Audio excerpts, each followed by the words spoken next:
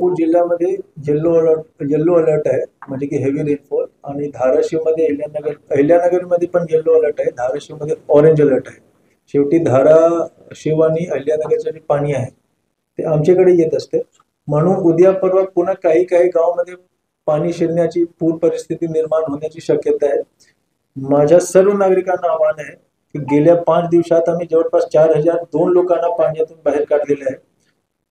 जेव्हा आपल्याला स्थानिक प्रशासन, महसूल प्रशासन असो, पोलीस प्रशासन असो, जेव्हा आपल्याला आवाहन करते की आपण गाव सोडून बाहेर या, कृपया त्यांची मदत करावी.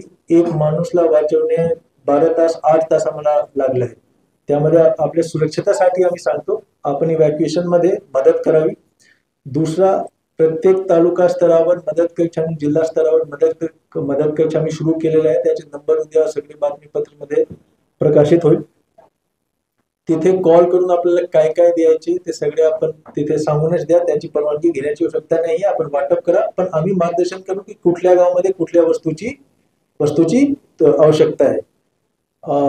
काय काय वस्तू आम्हाला पाहिजे ते ऑलरेडी मी सांगितलं. मी पुन्हा एक वेळी सांगून देतो. आटा, तेल, मसाला, स्वयंपाक तेल, मसाला, तुमचे चादर, torch with battery, emergency light, साबून, प्लास्टिक ताडपत्री, चादर, सातरंजी, हळद, तिखट मसाले सगळे आहेत. ते काय काय वस्तूची आवश्यकता आहे ते पण आम्ही उद्या प्रकाशित करतो बातमीपत्रामध्ये.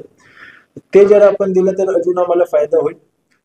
बाकी जेवण असो, लोकांना जेवण पोहोचवणे असो, शेल्टर होमची सोय व्यवस्था असो, पाणी, पिण्याच्या पाणीचा प्रश्न असो, आरोग्याचा प्रश्न असो, सफाईचा असो, चाराचा असो, सगळे प्रश्नाबद्दल रात्र दिवस आम्ही काम करत आहोत. पूर्ण टीम रात्र दिवस काम करत आहे.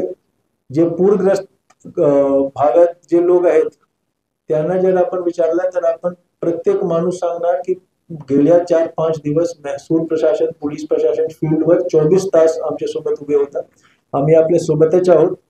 मोठा संकट आमच्या जिल्ह्यावर आलेला आहे, पण घाबरण्याची ही वेळ नाही आहे. एकमेकाला धीर देण्याची वेळ आहे.